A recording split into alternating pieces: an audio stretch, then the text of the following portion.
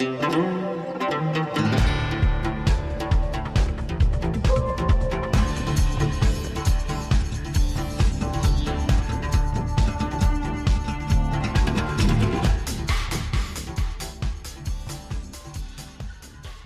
name is Jabbar Al-Ubaidi. I'm Professor of Media Studies and Communication Technologies. I'm also the Academic Director of Global Programs.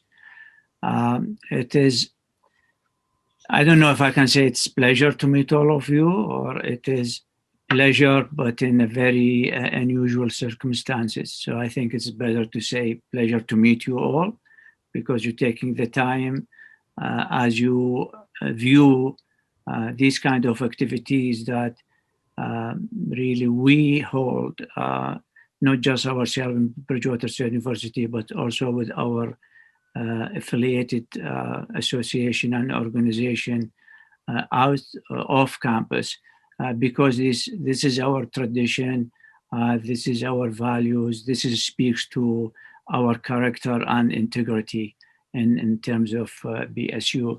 That's why when things started to deteriorate in terms of how the Asian Americans and really other also immigrants started to feel the heat and the hate from the pandemic circumstances, and also from this kind of really misunderstanding. And that's why we call for this virtual rally to at least feel the heat. And I think all of us collectively, we can stop the violence and hate crimes against Asian Americans. And that's the title of the virtual rally. And I deliberately added a small quotation, which is really from a big speech to the first female vice president of the United States, Vice President Kamala Harris. She said, we must continue to commit ourselves to combating racism and discrimination. So these are two big words. And of course, Bridgewater State University already have actually a presidential task force to tackle this issue of racial justice and also racism. And our own President Fred Clark, I'm quoting, he said, here on our campus and in our community, we commit ourselves to bold action that puts into practice our values of diversity, inclusion, and equality for all. That's President Fred Clark, and of the quotation. And you know, when you go to see how the media cover this issue, so this is very recent. Actually, studies according to data compiled by California State University's Center for the Studies of Hate and Extremism Media. Forget about media. Quotation, hate crimes targeting Asian Americans increased by 150% in major US cities. That's by the UCL and the Center for Studies of Hate and Extremism. In the word of Chris Kwok, Kwok, a board member of the Asian American Bar Association of New York, quote, in his word, it is xenophobia. It's a xenophobia. The FBI defines a hate crimes as, quote, a criminal offense by race, religion, sexual orientation, and other factors. It is troubling, really, to all of us to note that in February, just last month, just like 2 days ago, 126 of the incidents involve Asian Americans over the age of 60. So not just race, also age and ageism. You know, they kind of strange thinking. Hence, we are holding this virtual gathering. And so again, thank you so much again for really participating. And I would like, of course, before we move on, I would like to thank our co-sponsors. So this event co-sponsored by the Munich Institute for Global Engagement, Martin Richard Institute for Social Justice, the Office of International Diversity, Bridgewater State University Racial Justice Task Force, the BCCR, Bridgewater Communities for Civil Rights, and Stand Up for Justice. This is also a community organization. So thank you so much for sponsoring this and for encouraging us to do this. And also I would like to thank the people that really work behind the scenes. So I'd like to thank Susan Williams from the Munich Institute for Global Engagement for her work on the publicity. Also Sasha Link, she is one of our employees there, and also she is really assistant professor. She's teaching, but she devoted quality time to do so. And of course, Dr. Jenny Shanahan, she also worked hardly up to publicize this. And the staff of our, really the institution for Richard Martin Institution, all the staff, they work hard, from Jill to, they know themselves. I'm not going to read all of that. But thank you so much for the support. And at this point, I just would like to invite one of our own faculty associate with the Martin Richard Institute for Social Justice to say a few words because he really needs to leave, and I know his statement is important. So Dr. Kevin McConaughey, please go ahead and deliver your statement. Good afternoon, everyone. So in thinking about what I was going to say today in terms of the topic, it made me really think about the overarching definition of race, and it made me go back to the work of Kennedy, and also looking at Caste, The Origins of Our Discontents by Isabel Wilkerson. So thinking of this definition of a race, so a social construct developed from the perspective of a color caste system with white at the top and black at the bottom. But as I start to think about the events that have happened with other people of color, we have lots of other people who are in this same category related to where Black people are according to this color caste system. So thinking about the colors that have been associated with ethnic groups. So we have yellow with Asian, brown with certain Latinx folks, red with indigenous folks, black with those of us with African origins. So it makes me think about people of color and how we live in the hyphen.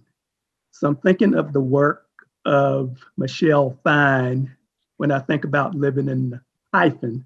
And I'm just going to read to you quickly her definition of what it is living in the hyphen. And I've kind of adapted that over the years.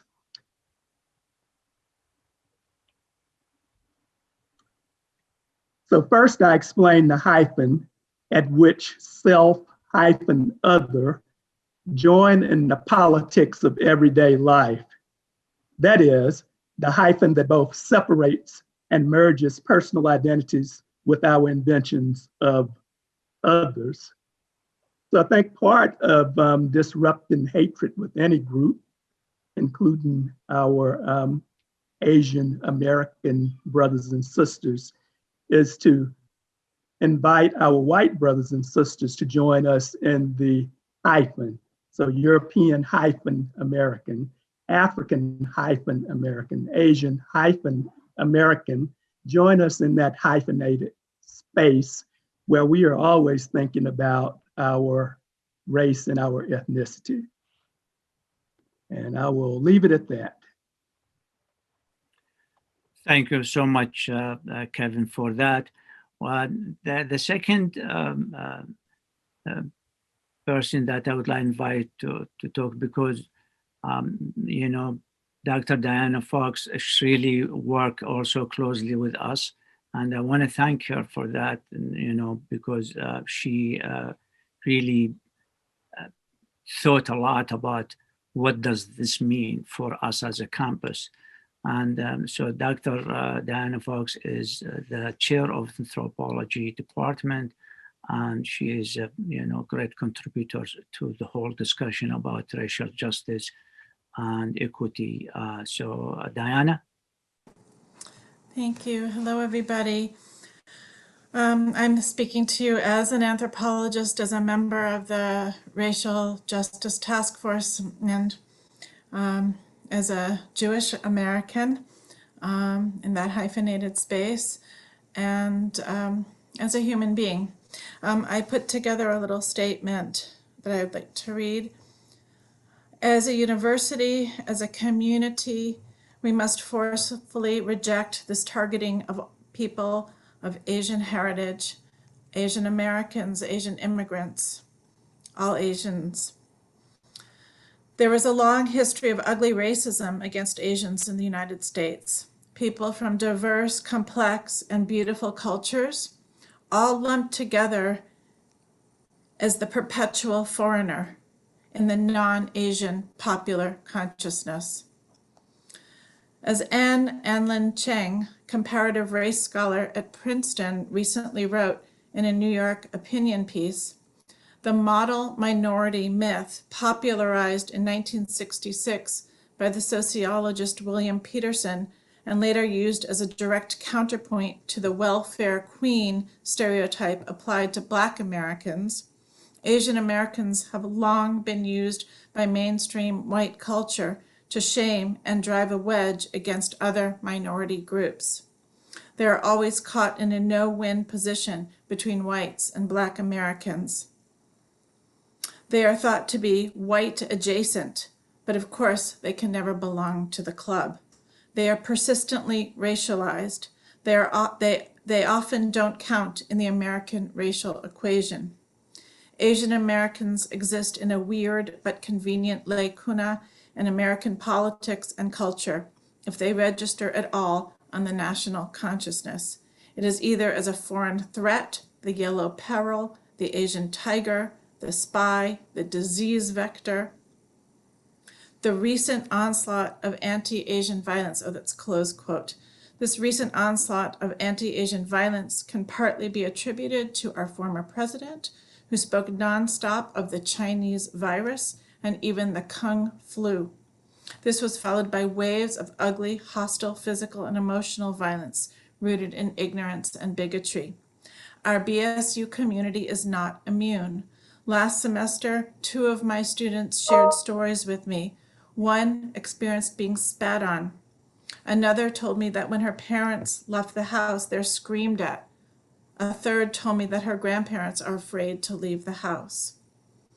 Here, together at BSU, we join to affirm the humanity of all persons and reject this hatred, violence, discrimination, and ignorance that drives it. Thank you. Thank you, Diana. And this actually lead me to invite Dr. Mary Grant. She's the Senior Administrative Fellow for Civics and Social Justice. And also she's really one of the leading force and co-chairs of the Racial Justice Committee. So Dr. Mary Grant, the floor is yours, please. Thank you, Jafar, and thank you, Kevin. Thank you, Diana, for your powerful statements and for the work all 3 of you are doing as members of the Racial Justice Task Force. You know, when I was thinking, Jafar, about this, you know, we tap into our own spaces, and I'm a social policy person by discipline. And so looking back at some of our own Massachusetts history here, you know, I ran a college in North Adams for many years, and North Adams, you may not be aware of it, but in 1870, there was a shoe factory strike. in which the owner of the shoe factory, Calvin Sampson, recruited 75 Chinese volunteers, in quotes, to come up and help break the strike in North Adams at the shoe factory. The agreement was they had to be there for 3 years to earn their pay, so I wouldn't call it an agreement, more like conscription. And during that time, it led to legislation on the national level. So it was one of the first times during the follow-up to that period that both major parties developed platforms against anti-Chinese policies, and it led to actually putting in place the Chinese Exclusion Act, limiting access to the country for citizens from China. That act was not repealed until 1964. So even in Massachusetts, where we sometimes like to think that we do better than other parts of the country, we know that that is not true. So in our own history and our own practices, looking at ourselves, I think, is an important part of the examination to understand how history gets us to where we are today. Lifting that act in 1964, we saw restrictions put back in place in 2020 and framed with hateful rhetoric and dangerous language that we know set off a string of violence across the country. Jabbar, looking at the same institute that you were just referring to, I think since between March last year and December, over 2,800 incidents of reported hate crimes against Asian Americans in this country, and the vast majority for elderly. So we have a significant, serious issue. And as I look at the work of the Racial Justice Task Force, which is examining policies and practices that are impeding racial equity and racial justice, we have to make sure that we are doing that in the broadest way. And we are examining how those policies and practices impede racial equity, justice, safety for all members of our community. President Biden, in signing his executive order on January 26th, did a similar thing, looking at how the policies and procedures at the national level may include language specific to harming Asian Americans and Asians in general. So we too have to hold ourselves accountable. We have to interrogate our practices and our policies, and we have to ensure that there's nothing that we are doing that is creating an unsafe environment for our faculty, staff, students, and extended members of the community. Because if higher education cannot figure this out and cannot create a welcoming community, we are in bigger trouble than we know. So the work of the task force is deep and ongoing, and we have to be mindful that it also is inclusive of our Asian American brothers and sisters as well. So that's our commitment, and working together, I know that we can do that. But we have a history in Massachusetts that we need to understand as well. And we need to be working always to remedy it, to hold ourselves accountable, and to do better. And I just want to read a few words from Frank Wu. Frank Wu is the president of Queens College in New York. And in a recent statement that he wrote looking at this, he says that for all the progress in race relations that has been made, anti-Asian violence remains difficult to discuss, seemingly defeating even the most progressive activists. That is not only due to the trauma inflicted on individuals and communities, but also owing to the potential for Asian American advocacy for civil rights to be misinterpreted. Yet Asian American violence is real, it is pervasive, serious, and recurring, ranging from the commonly cruelty of childhood bullying to hate crimes, which include remorseless homicide. So we have important work, life-changing work, life-saving work that we must be doing. Thank you. Thank you, Mary. Indeed, we have a very important work and task, and I think on Bridgewater State University, we are investigating things in a very responsible way. Thank you so much. One of our, of course, big sponsors is the BCCR, Bridgewater Communities, as I mentioned, for civil rights. I would like to invite Dr. Sam Martin to represent the civil rights. Go ahead. Thank you. Hello, everybody. I'm very happy to represent Bridgewater Communities for Civil Rights. That's our new name. We just changed our name. And as I was thinking about reviewing what we do, I think it boils down to the fact that we send messages. And by us convening today, we hopefully are sending messages out that we care and we want to make a difference.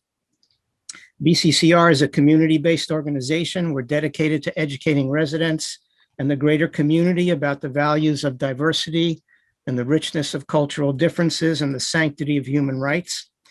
We started a little over 5 years ago in response to some hate incidents, hate speech in town. And our original name was Bridgewater Citizens for Civility and Respect. And our goal at that time was to promote civil, respectful dialogue and try to put down any kind of hate speech. Over the intervening years, we have found multiple ways to carry out our goals and mission. We conduct forums regularly on challenging and difficult topics. We've had forums on immigration, gun safety, treatment of international faculty and students, white supremacy, most recently on LGBTQ rights and transgender rights in particular. We also hold standouts regularly on the Commons. Some of you have probably seen us out there holding our signs, and if it wasn't below zero, we probably should be out there today with our signs about this issue. We also have conducted bystander training to give folks strategies for how to respond when they see incidents of hate. We make media statements, and we also try to influence local government. We are putting pressure on our town manager and our town council to focus on diversity and inclusion and equity. And I'm happy to say that the town manager recently formed an ad hoc committee on just those topics, which we hope will become a permanent committee in town. We have two other groups, Stand Up for Justice, I know is here today, and DICE, which is Diversity and Inclusion for Community Empowerment.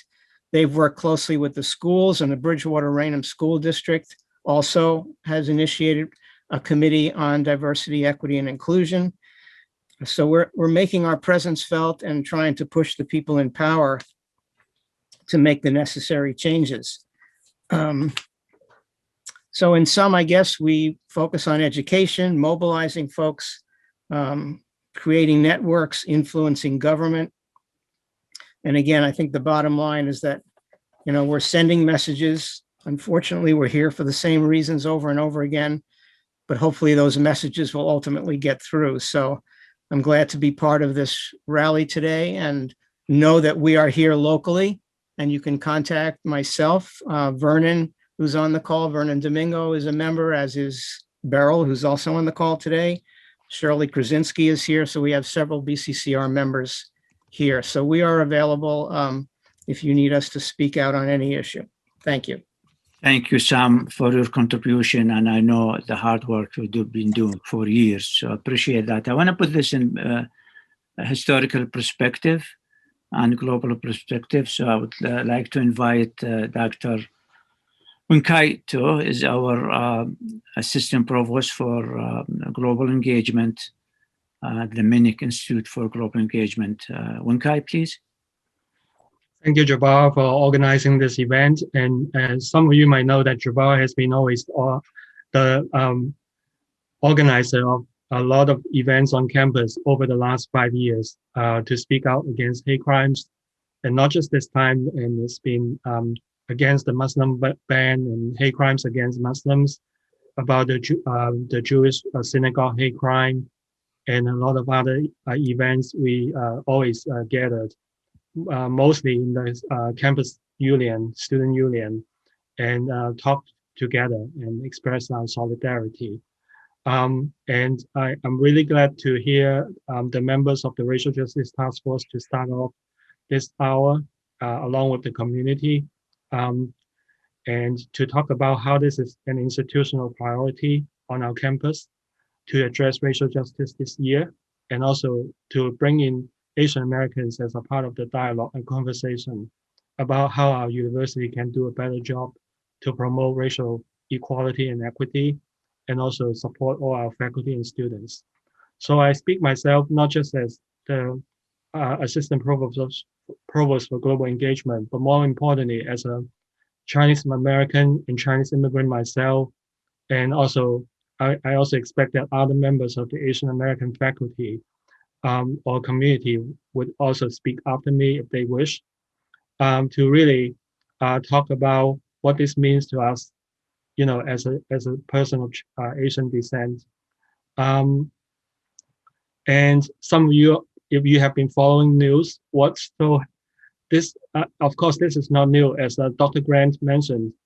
Being a historian myself as well, we know the history of exclusion and mistreatment of Chinese Americans and Asian Americans in history, including the Chinese Exclusion Act, in incarceration and internment of Japanese Americans during World War II, the targeting of Chinese Americans, and again, during the Cold War, by the FBI, and more recently, the treatment of Southeast Asian refugees and also Korean Americans with some of the racial tensions as well. There's a history of it. A lot of times Asians are misunderstood, and also not looked at, as a part of the fabric of the country. So Dr. Fox talked about we always look at as permanent, foreigners, or we're too good or we don't belong. So if people look at Asians not being a part of being American enough, or Asians as someone who doesn't belong to this country, or Asians are just too good and too privileged, and they really don't look at the whole picture of how our communities as diverse as all the Asians in the world. We come from dozens of countries and with different socioeconomic background and situations. So we have to look at this and think about the community as just like all the communities in the US with very diverse histories and background and socioeconomic status. So we should be looked at not as just too privileged or too, always not always oppressed. We have to understand our shortcomings as well, and just like any ethnic group. If you have been following the news, you probably have seen footage of a 84-year-old Thai American man just walking in his neighborhood, and he was violently shot to the ground. And of course, his head hit the pavement, and he died 2 days after. And no one probably will remember his name because, on the one hand, it's a long name for Thai Americans, but Richard Rataban Party was the person who died with that hate crime. And then you probably saw the news of Filipino man, Noel Quintana. He was slashed in the face in the New York subway. You might have seen that picture as well, but you probably don't know about that. So it's not just against Chinese with Kung Fu, and of course there's some Chinese American woman who was also violently shot to the ground. You have all heard about George Floyd and Breonna Taylor and the terrible things that happened. And did you know that there were one Chinese American man and one Filipino American man who were also killed by the police, last year, and because of mental health issues. A Chinese American adoptee, Christian Hall, was killed by the police, and another Filipino man, Angelo Quinta, was also put on a chokehold, just like George Floyd, and then died because of that. Dr. Grant has mentioned AAPI Hate, which is a website to document all the discrimination and prejudice and violence against Asian Americans. And now it's started by San Francisco State University. Now it's over 3,000 cases. So what are we going to do about that? I think there's a lot of times we just point out these issues, and then we have a rally, and then we don't try to find out the root causes of some of these problems. So I think we always have to find out more dialogue and more conversation to improve the economic status of low-income neighborhoods, to improve the racial relations between different ethnic groups, and also to talk to each other and try to understand the predicament of a lot of people in the Asian American community. I think I used to teach Asian American history, as the only historian who teach Asian Americans. I'm ashamed to say that at BSU, we don't have really an Asian American specialist. It almost like it doesn't count. we never consider, having an Asian American Studies program. We have an Asian Studies program, but we have, I'm half Asian American specialist, and now I'm not even teaching. So I think a lot of departments need to think about that. We need to have faculty who teach about Asian American issues, so our Asian American students get supported as well. So more people will understand that what the Asian American situation would be. So again, so I thank all of you for supporting us, and I also give it back to Jabbar. Thank you, Wen Kai. It's very important reminder for us. And I would want to spice it a little bit with some community input. So I would like to invite Ms. Reem Al-Azim, to represent Stand Up for Justice. So Reem, the floor is yours. Very much. Thank you, Teresa. Thank you, Jabbar.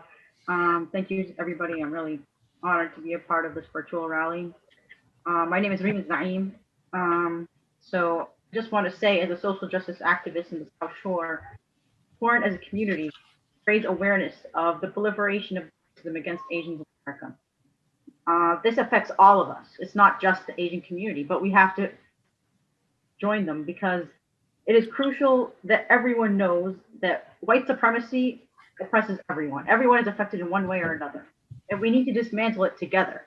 And one way to start that is raising awareness about what is happening to the Asian community across the nation. As we are hearing all the examples, unfortunately, many of these are out of hate, ignorance, and fear. And a lot of this in the recent times started with era where he fortunately told the country that COVID-19 came from China and blamed the Chinese.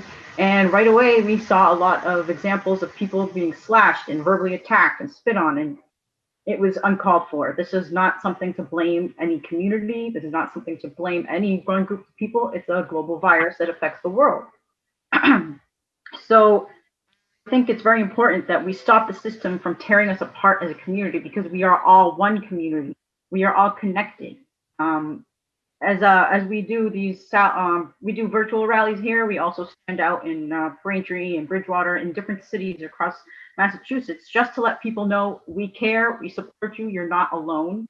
This is crucial to let people know because oftentimes culturally, we are seeing also from the over 2,800 reports, targeted, and a lot of women are targeted in the Asian community. And why is this? Because they oftentimes don't have the English language to speak up to the police. And then we are also seeing a problem where the police are not there to protect communities. People are feeling uncomfortable. This is in every community that is non-white. We are feeling uncomfortable.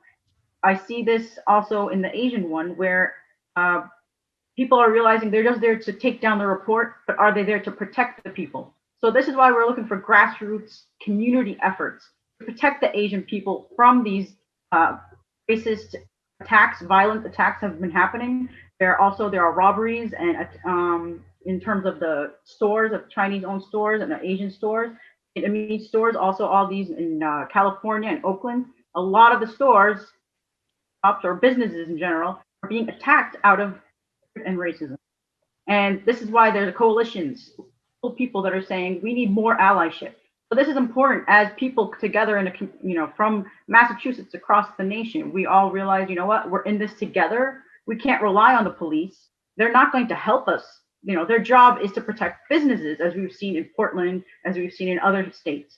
But if we come together and do grassroots movements and speak up and say, no, we will not allow this hatred to be normalized, it is important that we stand up together and support all marginalized communities. Senseless violence can happen to any of us. So victims from marginalized communities can be reluctant to engage with police because of cultural differences, language barriers, and distrust. So once they realize that all people are there to support them, they'll feel stronger and more supported. Because right now we're seeing a lot of activists speaking out and saying enough is enough. We are together in this. So I would like to say thank you very much for your time and appreciate this virtual rally to show support for the Asian American community. Thank you, Reem Zaim. I appreciate that. And of course, we know all these coalitions and also the unions, they work with one another in order to stand up for these injustices. And I would like to invite Dr. James Leon to represent the union and also to say his short statement. Thank you, Jabbar, and it's wonderful to see everybody today. Thank you for providing this forum to allow us to remind and reaffirm our collective commitment to condemning all forms of hate, discrimination, and xenophobia at BSU, and also, as we heard, in our respective communities. You know, and hearing all the stories, it's my belief that we should hold such forums in the absence of issues, as well as during them, as in the current climate of violence against Asians and Asian Americans. These are essential reminders of the world that we're living in, but also the world and the hope that we have in creating a better community in the future. So on behalf of myself and the MSCA BSU chapter, I'd like to offer a few brief comments. Hate and the violence that often results from it is a scourge on our communities, and it certainly threatens the very values that bind us together as a global community. Hate is often spawned from fear, an inherently irrational human response to challenges and ignorance. Hate and violence exist in many forms, as we all well know, some overt, some visual, but also others in word and tacit forms. We must all commit to identifying it, naming it, and actively working towards resolving it. Therefore, I ask that we consider resolving hate and its resultant violence by nurturing the following antidotes to it. Number one, actively working on encouraging a sense of belonging. Number two, cultivating connections. And number three, assuring everyone's growth, as we've heard before. So briefly and in closing, in the words of Aboriginal activist Lilla Watson, quote, "If you have come here to help me, you're wasting your time. But if you've come here because your liberation is bound up with mine, then let us work together." Thank you very much, everyone. Thank you, Jim. This is wonderful. 3 points. We'll adopt them for sure. One of our sponsors, of course, and it's really big work on this campus and also the community, is the Office of Institutional Diversity. So with us is the director of this office, my friend, Dr. Louis Paredes. Please, the floor is yours. Thank you, Jabbar. Good afternoon, colleagues and friends of the community. It is truly a pleasure to be part of this conversation, much needed conversation about these issues that are affecting us in different ways at different times, 24/7. I want to emphasize that we have the opportunity as a college campus to relate back to the microcosm that we represent of the larger society out there, and that we have, and within that, we have the opportunity to expose, interrogate, challenge, think about ways to create change, ways to acknowledge the past, and also ways to create a better future. I apologize for my dog, that's my company. And he's also here to support the rally.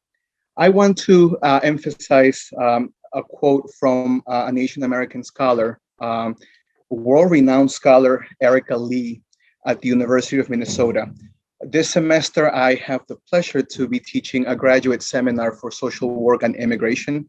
And this is what she has to say about our contentions with immigration and the idea of the land of immigrants. And I quote, "History has shown that xenophobia is not a contradiction to the United States' identity as a nation of immigrants or its tradition of immigration.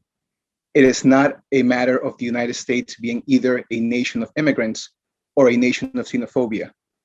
It is also not a matter of the United States being a nation of immigrants during certain moments in its history and a nation of xenophobia during others. Rather, just as racial progress and racist progress can happen at the same time, Americans' embrace of immigrants and their fear and hatred of them have coexisted as equally strong forces shaping the United States. So we have to also go back to our history textbooks and acknowledge that most of these histories have been invisibilized and removed from the logic of American exceptionalism. And we have to condemn those erasures from our history books in order to really understand where we're at currently and why it is so conflicting and so contentious to have these kinds of conversations.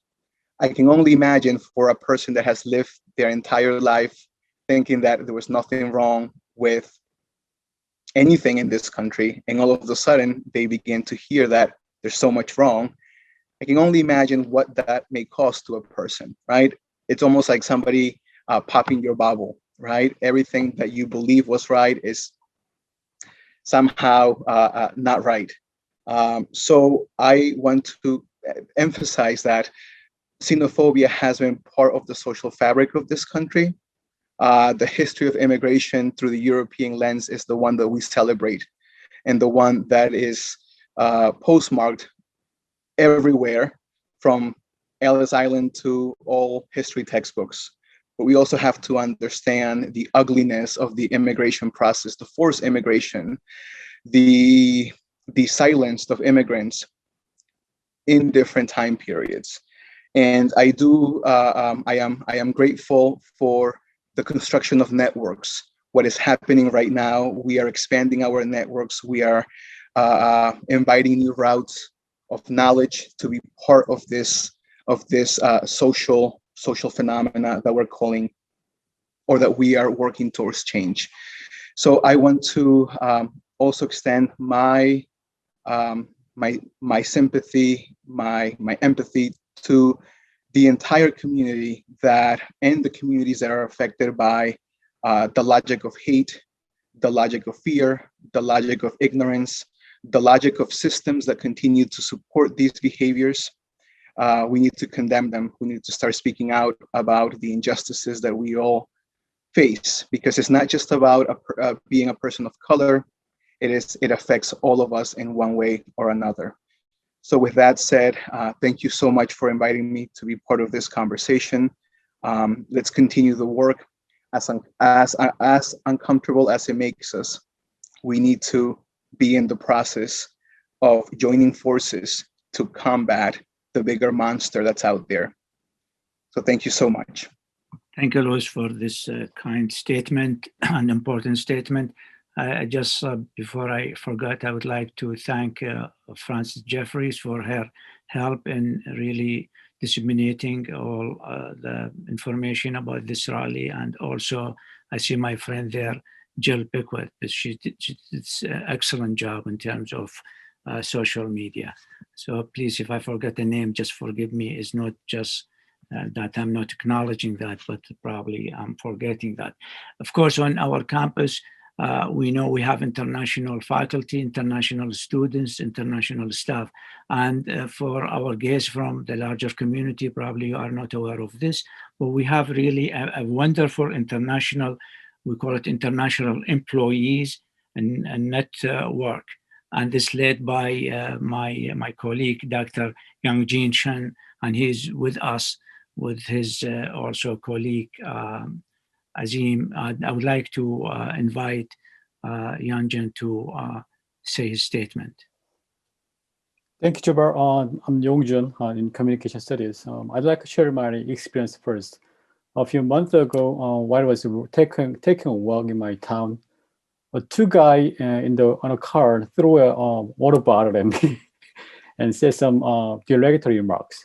So it was my first. It was not my first time I had that kind of things in my life in the U.S. And a few weeks ago, my mother-in-law, who lives in Southern California, had a kind of verbal attack from a person with a color.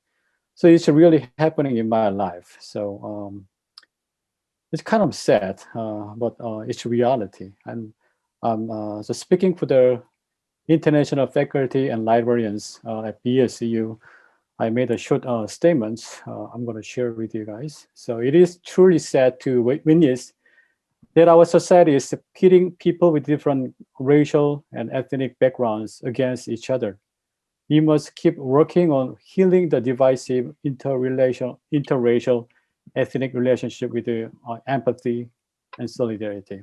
As Jabbar mentions, I'm organizing and leading a voluntary group at BSU for international faculty and librarians with Asim S9. So I'm trying to support their life and work. So if you have any suggestion, if you have any willingness to help, yeah, we are welcome you guys. Thank you. Thank you. Since you mentioned our colleague Azim, so Dr. Azim Hassanein, please share your statement. So a lot of things which were on my mind have already been spoken, but I really want to take a minute here to sort of really agree and emphasize some stuff that was said by Diana, Reem, and Luis about this common scourge of white supremacy and whiteness that we are supposed to find. And I mean, I really want to take this moment to remind ourselves a very little bit about the past and how that can shape the future. So I know that Asian Americans, as all of you may be aware, including South Asians, that is where I belong, we have often been known as model minorities. And this largely reflects how the state, society at large, and white supremacists have always seen us: hardworking, upwardly mobile, but also always a very obedient ethnic group. And we have often been given crass privileges that help us mask our racial unbelonging in this country. So we have been doing a lot of middleman minority work in this country, connecting white supremacy as well as other minorities. And sometimes we end up befooling ourselves as if we are really rising, as if we are really, really part of this racial hierarchy. And I think one of the biggest things that I think is that as long as we continue to be complacent about this label of being a model minority, we end up accepting the overall hierarchy, the racial hierarchy in American society. And we need to really, really stop being a model minority. We need to disrupt this hierarchy within which we are completely and very comfortably ensconced. And while some South Asian and Asian Americans have in the past stood shoulder to shoulder with African Americans and other victims of white supremacy, many have not. And I think it is high time to reverse this. We must stand in solidarity with everyone who fights white power, white supremacy, and whiteness. We need to really look inward to see our own racism. Speaking from a South Asian perspective, among the diaspora, a bunch of us are completely racist. We are always looking for the nice, good neighborhood, the nice, good school where we want to settle down. And we end up not standing with minorities. We end up standing only with white people. We like to live around white people. And in that process, we somehow support the larger white dream of keeping some minorities away and accepting some others. So I think this is high time. And it is also a great and opportune time to join the nemesis of white supremacy, the Black Lives Matter movement. It is where we should stand and fight with them. We should support them. And it is from them that we have to really learn how to fight white supremacy. Thank you so much.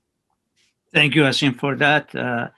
Would like to invite the coordinator of the Asian Studies program at the Bridgewater State University, Dr. Chenyu, to say his short statement. Thank you. Thank you very much. I'm very impressed with all the presence of faculties and Americans and Asian Americans. And I think that, I'm the coordinator for Asian Studies. And as Dr. Winkato said, that we, need to look at the historical perspective and social justice perspective. The Asian Studies course has just been created, Introduction to Asian Studies. I look at it at the three perspectives at that time, which was not enough. One is the humanities, and also, government and business. But now we need to add this, historic perspective and social justice perspective to the course, which is going to be available in the future semesters because of the online courses. So we have this co-teaching, which is very hard to do by three faculties. But now when the course, when the semester becomes normal on campus, we will do that. And I'm very proud of the Asian Studies, and not only the program, but also our students. So just before, the rally, not before the rally, but sometime before the rally, one of my students reported that there was a student employee that said China virus, and he said he was very tired and sick of the China virus to his colleague, to his students. So my student was very, very disturbed and concerned and wanted to report this, but he was scared. She was scared, and because of the retaliation she was afraid to have. And this I can understand very well, because that was happened to me 25 years ago, especially in the corporate world. I was in the industry, and I was working for Ashland Chemical as an international sales and marketing manager. So our company is famous for Valvolines and marathon gas stations, and very international. However, we have turf battles. We have domestic sales and international sales. There was a salesman that disliked me because he thought that I was taking away his territories from domestic to international. But that was not because of me, that's because of the company. So he was always saying derogatory words like this Chinese guy, or this Chinese guy do this and this, that. So I was very disturbed, and my boss was having cancer. So I had no way but to talk to the human resources. The human resources investigated the case and investigated and reconciliated the relationship between us, and he apologized to me. But somehow from then on, I felt that the management had, some kind of thing that, very strange. So I felt that was retaliated by the management. And it so happened that our division, our company was pursuing a product-oriented strategy instead of the geographic strategy. So our international division was closed. So a lot of us people lost jobs or sent to domestic sales. So this kind of things that, I was speaking out, but I was retaliated against. I think that the Asian Americans will need not to be afraid to speak out. And basketball star, NBA star Jeremy Lin spoke out that he was caught coronavirus. So, we should be standing out and speaking out just like him. And for our Asian Americans, because we have the support of all the faculties and all the people here, we shouldn't be afraid. I think that we should do something about it, and go and fight it until it is wiped out. Thank you. Thank you very much. Thank you. Don't be afraid, indeed. And everything is on the table, and that's why we have big committee, 70 people devoted their times for this very issue, racial justice. And President Clark said everything is on the table. And we need to be responsible, professional. It's not a catch-you moment. It's, how, as we all speakers says, we start from ourselves. That's really the important. And speaking of that, I would like to invite our wonderful student, Jasmine, to share her statement with us. I apologize. I had no personal statement. I see a lot of faculty speaking, and I do appreciate every faculty member who did speak and who is here today to support Asian Americans. But I also feel that more Asian American students should be, or I really do appreciate that this was sent in student announcements and it was broadcasted as much as possible. But I feel there there's less student representation at these sorts of events. And if there are more possible ways to engage students and to bring them into these events, because they are the ones who are being primarily affected by these kinds of acts on campus. So I would appreciate if it was possible to enhance student engagement, however that you all see fit.